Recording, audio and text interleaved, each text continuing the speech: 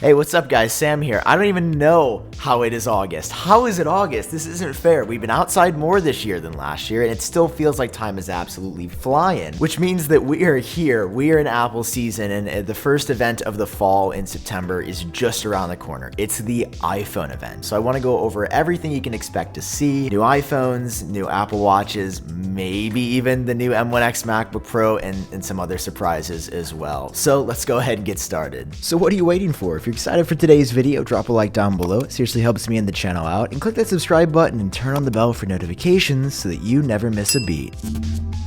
All right, let's start off with the iPhone 13. You guys have heard a lot about it. And to be fair, it could be called the 12S or the 13. I think I've flipped again and believe it's going to be called the 13, but the community is very split this year. So it'll be called the 12S or the 13. Maybe they call it something else, but it's the new iPhone. There's going to be 4 of them just like last year. And this is what it's going to look like. It's going to be available in the 5.4 to 6.1 and then also 6.7 inch design, 2 lower end models, 2 high end Pro models, and the Mini's staying around. There was a lot of speculation that because the Mini production stopped and it sold so poorly that Apple wouldn't try it again, but they are. Apple is trying the Mini for one more year, and then next year in 2022 is when they're going to discontinue it. And even though the overarching design is going to be the same, there are a couple of key differences, some things that we've wanted forever. So on the front, there's a smaller notch on all models. I can't even tell you how excited I am for this. I turn into Oscar the Grouch when I talk about this feature because I think it should have changed years ago, and you know, bless up to Tim Cook that it's actually finally changing this year. So it's going to make the screen look a little bit nicer, look a little bit bigger. It's just great. We appreciate you. And then on the back of the phones, there are some major camera upgrades happening. Apple has made the sensors bigger pretty much across the board, so they've had to crisscross the lenses on the small 5.4 and 6.1 inch models, and then on the Pro models, the camera modules are just absolutely gigantic now. She is thick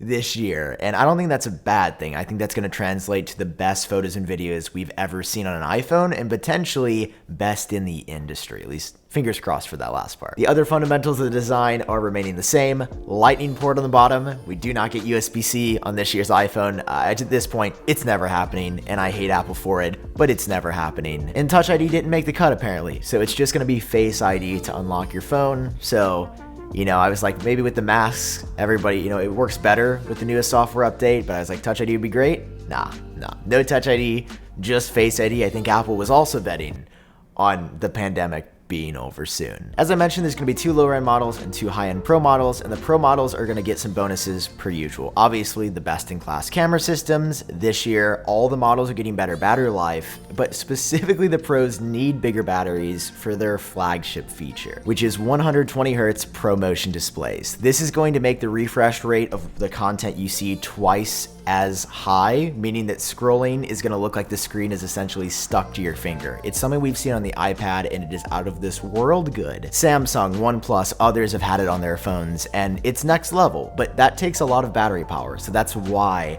Apple is making the batteries bigger. And 5G, the ultra fast kind, is coming everywhere this year on the iPhones. On the US, we've had this little window on the iPhone 12 for a year, and that gives us access to the fastest type of 5G, and Apple is rumored to expand that globally this year. So you'll be able to get the ultra fast millimeter wave 5G across the board, which is gonna be sick for those downloads. And maybe 5G will actually be more real. I mean, it's getting more real. There's been some improvements, but I'd like to see it be pushed even further. On the inside A15 chip, there's going to be Wi-Fi 6E, which is a faster Wi-Fi standard that decompresses the current Wi-Fi spectrum to hopefully make a lot of your stuff quicker. And that's the story of the inside. Maybe 1 terabyte storage, could still be 512. Sources are kind of split on that, but there's one more thing. There's been a lot of questions about reverse wireless charging, a feature that was supposed to launch in 2019 that Apple just enabled through the MagSafe battery pack. And again, it's possible we could see it. This means you could set AirPods or even your Apple Watch on the back of your iPhone and have your battery from your iPhone charge them, especially with the batteries getting bigger. I think if we saw it any year, it would be this year, but it's still not 100%. But I think the real focus for Apple this year, the real one more thing for the iPhone 13 series is going to be the cameras. This is something that Apple always pushes really hard for on the S years, and we can see the cameras getting bigger. We're hearing that video improvements are coming specifically, and that also on the telephoto lens for the Pro models, optical zoom getting better. Now, I don't know if it's going to be 50x, 100x zoom like some Android phones out there, but even just 10 to 20x optical zoom would be so incredible. It's something I really, really want to see this year.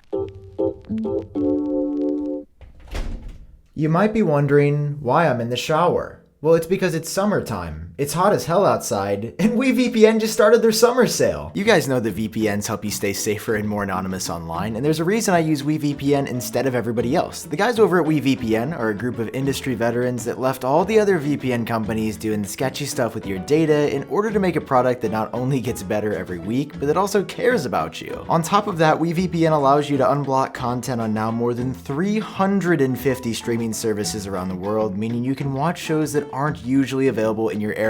I've used this and it's so cool. And right now there's a crazy deal happening. The summer sale is live, which means that for a limited time you can get 74% off and 3 months of free service when you purchase a 2-year plan. That's just $2.59 a month, and on top of that, when you use code iupdate, you get an additional 10% off. Listen, there's a reason that I continue to work with WeVPN each and every single week, and it's because I use it and I believe in it. If you guys like what I do here on YouTube, then head over to wevpn.com/iupdate and get started today. Along with the new iPhones, the next thing I'm 100% confident in seeing at this event, if we get nothing else whatsoever, is the Apple Watch Series 7. Apple has come out with a new watch in September, I think every year since the initial unveil, and it's because the product is pretty good. It doesn't have a lot of competition, which has made me question, well, what is Apple going to change this year? Because you look at your watch and you're like, it's pretty good already, and that is gonna be the design. Now, it's possible that this could come next year as well, but we're pretty sure based on 2 reputable sources that the Apple Watch Series 7 is gonna look like this. It's going to adopt the new flat edge design with thinner bezels on the screen and a more rounded rectangular body, similar to the iPad Pros, the iPhone 12, and pretty much all of Apple's other recent products. It's also gonna come in some new colors, as you can see here, like a new green color. It looks really good. It's gonna be the same green that'll match your iMac or your AirPods Max or your iPad Air. I think it's brilliant that Apple is tripling down on the exact same colors across all their products because the continuity is something that will sell. You've got these massive speaker grills on the side here, which I hope leads to better audio because the speakers have always been lacking, and we still don't have the ability on the watch to just play music straight up on the speaker. Apple, I want to be able to play my music on my watch, even if it doesn't sound great.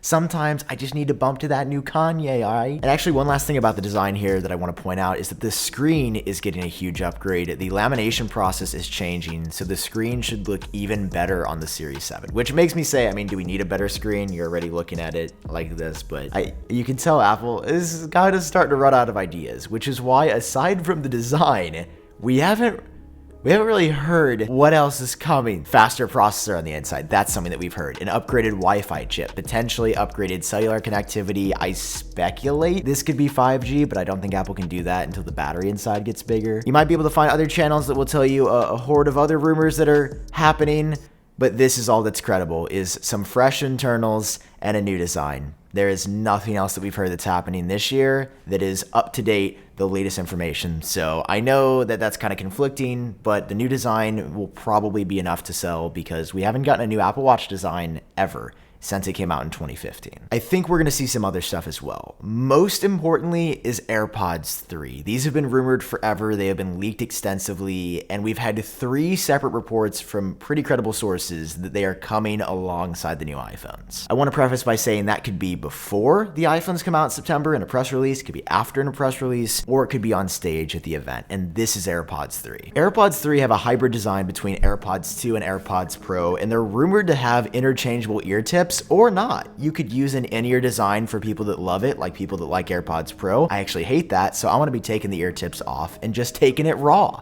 I want to be taking AirPods 3 real raw. They also look like a hybrid design. They've got some of the top shape of AirPods 2, some of the bottom stem shape of current AirPods Pro, and I think it looks really nice. There have been so many clones in China, like this unboxing from Everything Apple Pro is what they're gonna look like, even though this isn't real, it's just a Chinese clone. But I'm a fan, and we're hearing that like a heartbeat sensor maybe could be inside, but really just like the Apple Watch Series 7, we're hearing that the main story is gonna be the design. Maybe an upgraded processor or audio chip in here, but again, that's a bit more on the sketchy side. I really think AirPods 3 is just going to be to reinvigorate the AirPods brand, giving us something fresh.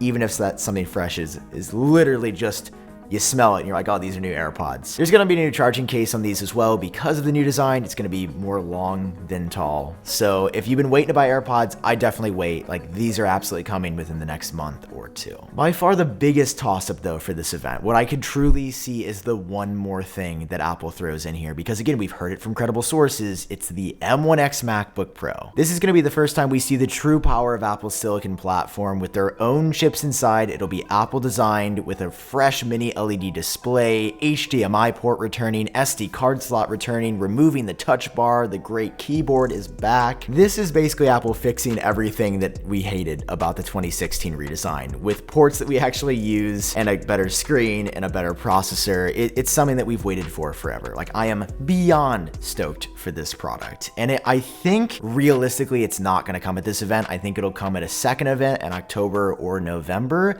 But it could, because, well, Apple's filed for regulatory permissions to start selling this product, and they did it at the same time as the watch. And if the watch is coming at this event, I would assume the new MacBook Pro is probably coming too. So Apple's September event, iPhone and Apple Watch for sure, probably AirPods, and maybe the MacBook Pro, but that's a big maybe. I'd say phone, watch, and AirPods, which is kind of the perfect combo, and I know my wallet is already crying. Is your wallet crying too? Let us know down below. Anyway, guys, I hope you enjoyed this video. If you did, drop a like down below, hit subscribe so you're always staying up to date on the latest Apple news. It is September, it is iPhone season, it's Apple season, we're back. I love you guys, big hugs and kisses, and I'll talk to you in the next video.